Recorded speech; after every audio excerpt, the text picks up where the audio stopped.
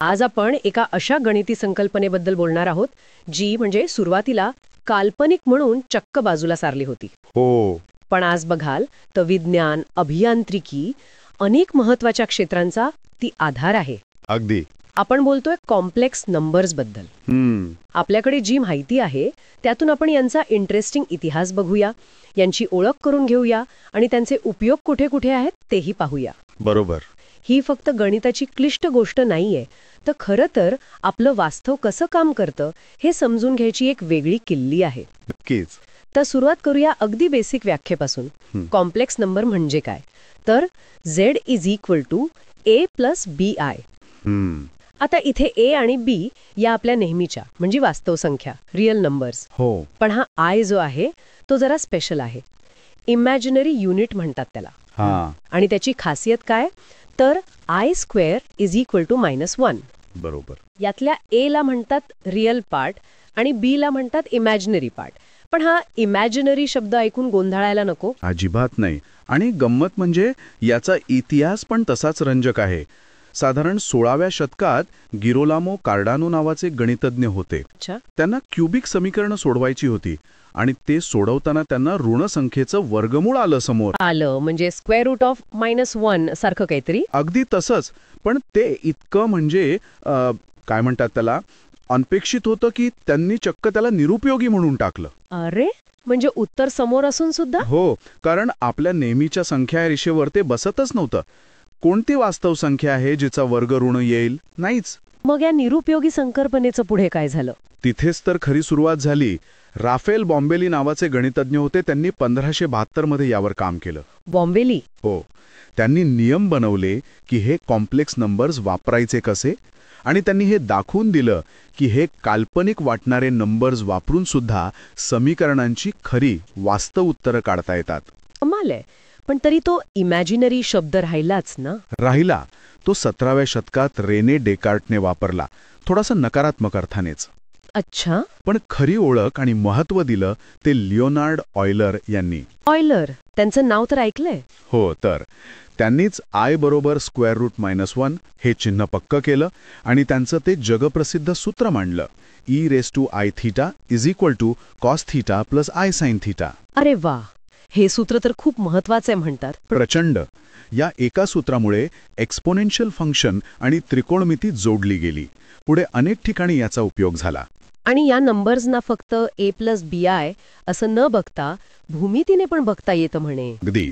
याला complex plain किंवा आर्गँड plain म्हणतात. कॉम्प्लेक्स प्लेन म्हणजे कसं? जसं आपण ग्राफ पेपरवर x, y बिंदू दाखवतो ना, तसंच प्रत्येक कॉम्प्लेक्स नंबर A + BI म्हणजे या प्लेनवरचा A, B हा बिंदू. A म्हणजे आडव्या अक्षावरचं रिअल अक्ष अंतर आणि B म्हणजे उभ्या अक्षावरचं इमॅजिनरी अक्ष अंतर. अच्छा, म्हणजे आपण त्यांना व्हिज्युअलाइज करू शकतो. मग तो पोलार फॉर्म काय असतो? r⁻e⁻θ? हां, तो याच भूमितीचा भाग आहे. आपण बिंदूचं स्थान A, B असं सांगण्याऐवजी आरंभ बिंदूपासून ओरिजिन तो किती लांब आहे, r मॉड्युलस, आणि आडव्या अक्षाशी किती कोण थीटा आर्ग्युमेंट करतोय असंही सांगू शकतो. ओके. हेच म्हणजे Z = r cosθ + isinθ. आणि ऑयलरच्या सूत्रामुळे तेच Z = r⁻e⁻θ असं लिहिता येतं. आणि याचा फायदा काय? गुणाकार, भागाकार, पॉवर घेणं हे सगळं या पोलार फॉर्ममध्ये खूप सोपं होतं. विशेषतः रोटेशन किंवा स्केलिंग सारख्या गोष्टींमध्ये हे फारच उपयोगी आहे.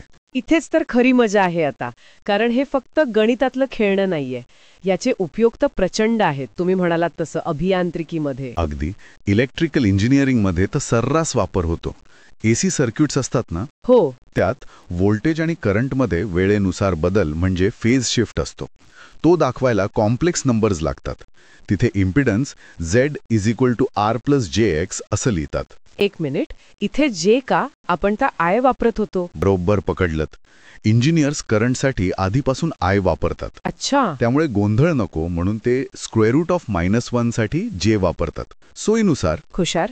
आणखी कुठे उपयोग आहेत? सिग्नल प्रोसेसिंगमध्ये फुरियर ट्रान्सफॉर्म ऐकलंय? हो, थोडाफार. कुठलाही क्लिष्ट सिग्नल म्हणजे आवाजाची लहर किंवा रेडिओ सिग्नल त्याला साध्या साध्या साइन आणि कोसाइन लहरींमध्ये विभागता येतं. त्यासाठी कॉम्प्लेक्स नंबर्स आवश्यक आहेत.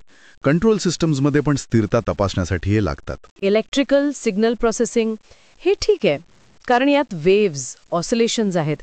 पण मला आश्चर्य वाटलं ते क्वांटम मेकॅनिक्सचं, म्हणजे अणुरेणूंच्या जगात. हो, आणि गंमत म्हणजे तिथे हे फक्त उपयोगी नाहीत तर अत्यावश्यक आहेत. अत्यावश्यक असं कसं? क्वांटम मेकॅनिक्समध्ये कणांचं वर्णन वेव्ह फंक्शन्सनी करतात. या फंक्शन्सना कणाची स्थिती, अँप्लिट्यूड आणि त्याचा फेज दोन्ही एकदम अचूकपणे सांगावं लागतं. आणि हे फक्त कॉम्प्लेक्स नंबर्स वापरूनच शक्य होतं. म्हणजे नुसत्या वास्तव संख्या पुरत नाहीत. खरं की काय? इतकंच नाही, 2022 मध्ये काही प्रयोग झाले. त्यांनी हे सिद्ध केलंय की क्वांटम जगाचं वर्णन करायला कॉम्प्लेक्स नंबर्स अनिवार्य आहेत. त्यांना वगळून चालणारच नाही. बापरे, म्हणजे जे काल्पनिक होतं तेच आता मूलभूत कणांचं वास्तव सांगतंय. अगदी. याशिवाय फ्लुइड डायनामिक्स म्हणजे द्रवांची गती, इलेक्ट्रोमॅग्नेटिझम, अनेक ठिकाणी हे गणिताचं एक खूप पॉवरफुल टूल आहे. आणि ते फ्रॅक्टल्सचं काय, मॅन्डलब्रॉट सेट वगैरे? कम्प्युटर ग्राफिक्समध्ये याचा उपयोग होतो. म्हणजे एकंदरीत ही संकल्पना जी एकेकाळी काय म्हणून दुर्लक्षित होती, अगदी निरुपयोगी मानली होती चक्क, तीच आज कितीतरी गोष्टींचा पाया ठरली आहे. बरोबर. ऑयलरचं ते समीकरण आठवतंय का? हो, तुम्ही उल्लेख केला होता. त्याला अनेक जण गणितातले सर्वात सुंदर समीकरण मानतात.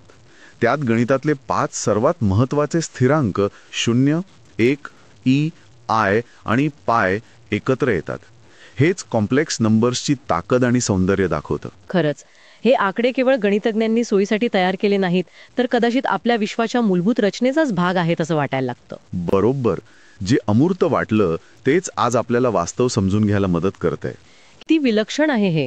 भूत पातळीवर कॉम्प्लेक्स तर नसेल, ज्याला समजून घेण्यासाठी आपल्याला ह्याच काल्पनिक वाटणाऱ्या संख्यांची गरज आहे. विचार करण्यासारखा मुद्दा आहे हा, नक्कीच.